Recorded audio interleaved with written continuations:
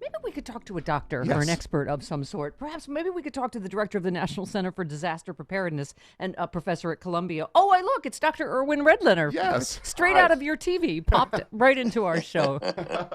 Thank you, Good doctor. morning.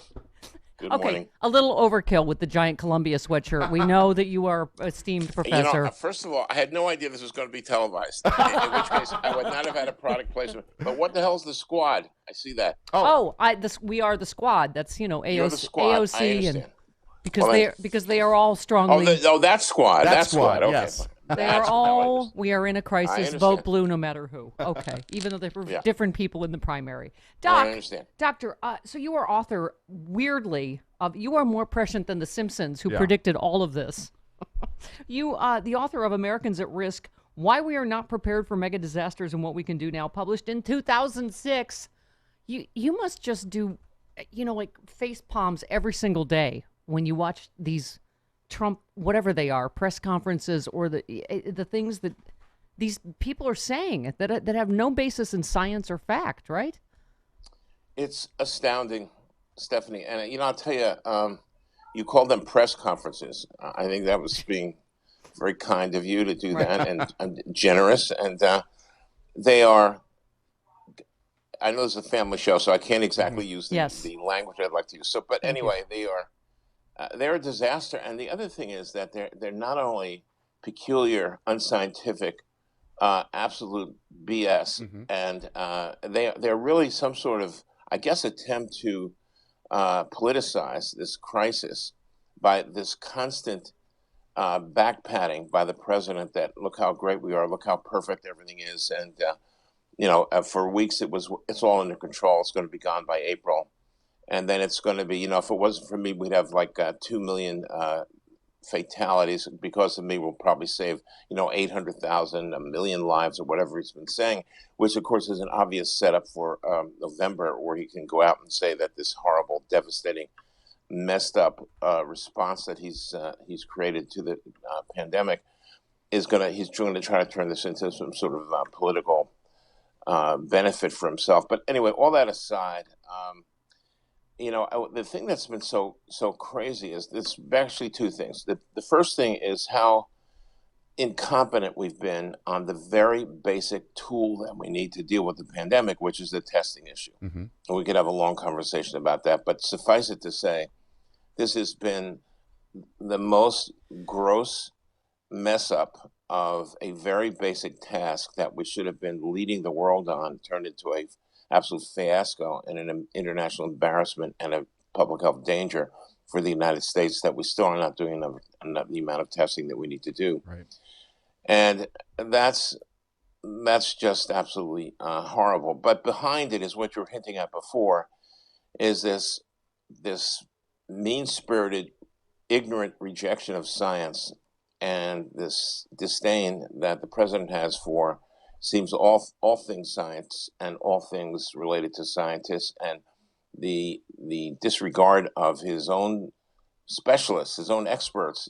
It's been jaw-dropping, but I don't think my jaw is actually lifted off the ground yet. Yeah. I mean, it's been Yes. To enable and it's to, been a state of continuous drop. Right. there's no point in picking Actually, it up. just There's no to- point in picking no. it up. It'll just be No, I was just drop going it to again. leave. Just going to leave it there. Good idea. So, Well, one of your colleagues, I don't know if you saw this, Leanna Wen, Dr. Wen, said, tweeted in the Washington Post, she wrote a piece. She said, as a society, we've made the decision to reopen before science says we're ready. We need to prepare for a massive surge of COVID-19 infections and deaths.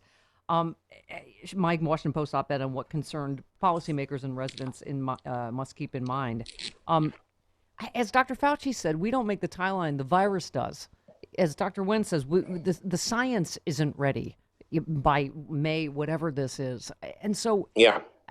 and yet, as a doctor, you must just look like, do they not get that the virus doesn't know red state, blue state? It doesn't know state lines. Yeah. It doesn't know county lines. We all have to be in this together. And it's terrifying, isn't it?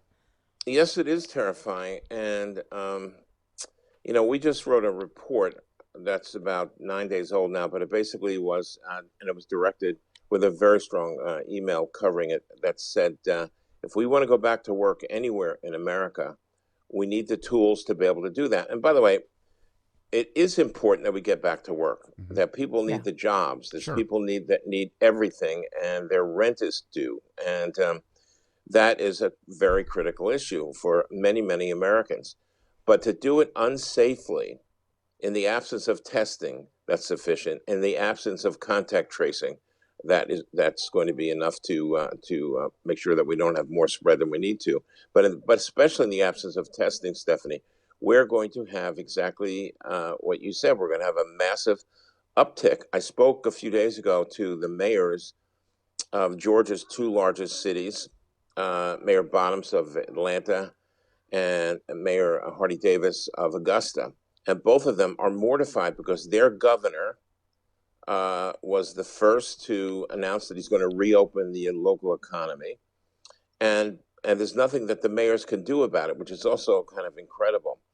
And the word that Mayor Bottoms in Atlanta used, she said, "I look out at the streets of Atlanta and I'm stunned to see people walking around in close proximity to one another without masks, walking in and out of stores and restaurants that are open." And she feels helpless and terrified of what's going to happen in Atlanta. And Mayor Davis of Augusta said similarly the same things. He said, "We're talking about a train wreck here, but it's a train wreck, and it's going to cause a lot of lives to be lost, really unnecessarily." Doc, So, go ahead. yeah, Sorry. Go ahead. No, no, finish. I'm it's sorry. yeah. Well, I'm just going to say that it's just a horrifying situation. Now we have 30 other states that are standing in line to Oh, start opening as well. God. Doc, so Yeah, we're out here in LA. Let me ask you some. I'm sure you get asked a million things because I think that's the main thing. Is there's just so much we don't know about this virus, which is what makes it, I think, yeah, so troubling and terrifying. Because all these ridiculous analogies to the flu. First of all, we've never had anything this communicable, this infectious, this like by asymptomatic people. So we yeah, don't even know who has it, and let yeah. alone who's spreading it. So out here in LA, we're one of the first places where they mandated free coronavirus testing for everybody, Right. asymptomatic or not.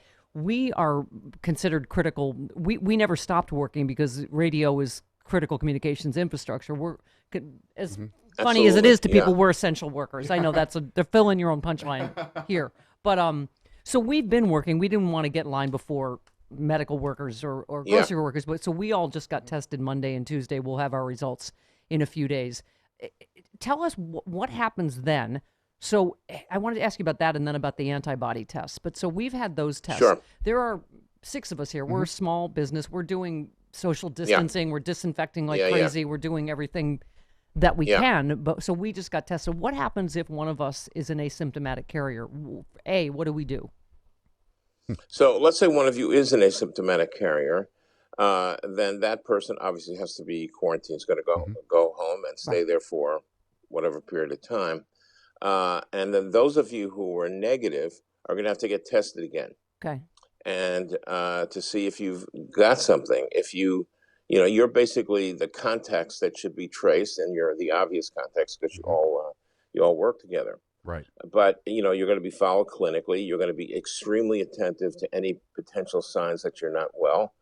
Fever, just generally feeling lousy, muscle aches and pains, loss of the sense of taste or smell, all these things that might indicate that you not only are a carrier, but you also have the illness, Do the people symptoms of the illness. do some asymptomatic people will some never get it, or will everybody that is asymptomatic come to get ill at some point?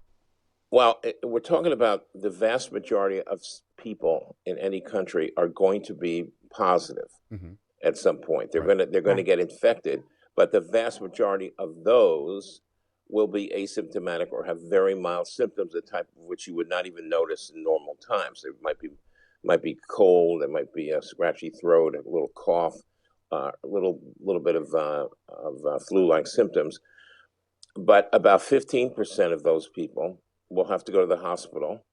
So they said between 15 and 25%, depending on where you are, will get sick enough to go to the hospital, but only a small percentage of those would get sick enough to be admitted or admitted to an ICU and need mechanical ventilation. But So the are you capable of spreading it though forever if you you are once you have well, it? you're capable of spreading it, we believe, even if you're asymptomatic, Mm-hmm. which is why you would need to be isolated if one of you turned out to be positive. So yes, of course, we just don't know how much of a how much of a spreader you are.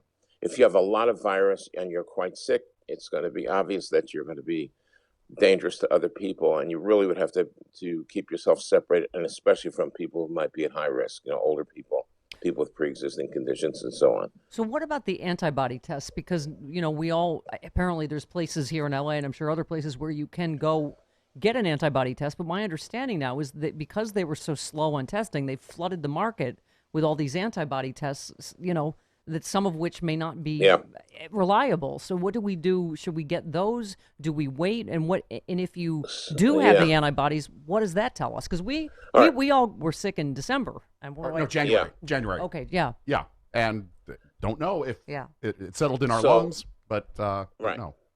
So Chris, to that point, and I had also some kind of weird illness in March, but I got antibody tests. But let me just say a word about the antibody versus the other tests. So there's basically two types of tests, and maybe this is something your listeners already are familiar with, but one is to say, do you have the virus currently in your body? Mm-hmm.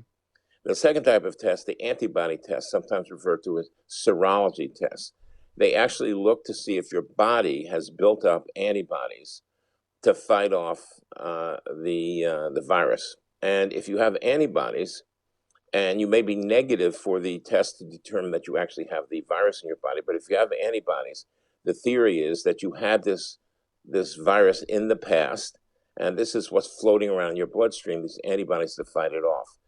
The problem, too, here is that the FDA has been checking, so to speak, many hundreds, actually, almost 400 tests and antibody tests, and they're letting a lot of them go out there with something called emergency use authorization, EUA. That means they've not been fully tested, and they're coming back with incredible numbers of false positives, meaning they said you had it, but they're wrong, or false negatives, which is even worse, which says, But doctor, even if it's a correct test, we still don't know if that means you actually have immunity, or you can get reinfected, right? I mean, so what's the point of doing the antibody test? Because the theory generally is that if you have antibodies to an infectious agent, that you're going to be protected from getting it again. So in other words, another way the question could be answered is, I had it once, am I going to get it again? Well, we'll check your antibodies. But your antibodies, even if they're high or positive, we don't know yet whether those antibodies will protect you from a second infection, or if they do, whether that protection will last for a month, 6 months, a year. We just don't know. And plus the virus is mutating. Right. So we have all kinds of complications. This is one of those things that's really difficult, Stephanie, to talk about this, because people want assurance and they want certainty. Absolutely understandable. But the virus is so difficult. It's a new virus. We don't know a lot about its behavior. And we have no idea other than to say that, it's possible that you can get it again. So, Doc, real quick, sorry, I wish we had forever with you, but what's your recommendation on getting the antibody test or not? It's, I'm still not fully concluded. I must say I got antibody tests, which were negative. And so did my wife. Hers also negative. But I think it's probably going to be good once it gets perfected. And we got them at a major research lab. I definitely would not trust many of the commercial units that are out there. Okay. Could I borrow your Columbia sweatshirt just for a couple can I borrow your squad T-shirt? Couple of days. Yes, we'll swap. Real quick, I just want to plug the book because I think it's so important to read it now. Americans at Risk: Why We're Not Prepared for Mega Disasters, What We Can Do Now, published in 2006. Yeah. As a doctor, Redlener is especially concerned about America's increasingly dysfunctional and expensive healthcare system, incapable of handling a large-scale public health emergency such as a pandemic, flu, or widespread bioterrorism. He looks at the serious problem of a disengaged, uninformed citizenry, one of the most important obstacles to assuring optimal readiness for a major crisis. You are clearly also a psychic, but this is... And we have the Trump administration. That was psychic with an IC, not an O, right? Yeah. But the Trump administration currently in court trying to end the healthcare we have now during a pandemic. It's unbelievable. It's shocking, and hopefully we won't have to deal with this more than another 5.5 months from now, but we'll see. So your prescription, doctor, is a blue tsunami? Is that? It is actually kind of the prescription. Yeah. Dr. Irwin Redlener, thanks for popping out of your TV onto my show. How exciting! Yeah. I see you all over the place. Happy to be here. Hope you'll join us again, Doc. Just call. I'll be there. All right. Thank you, doctor. Bye.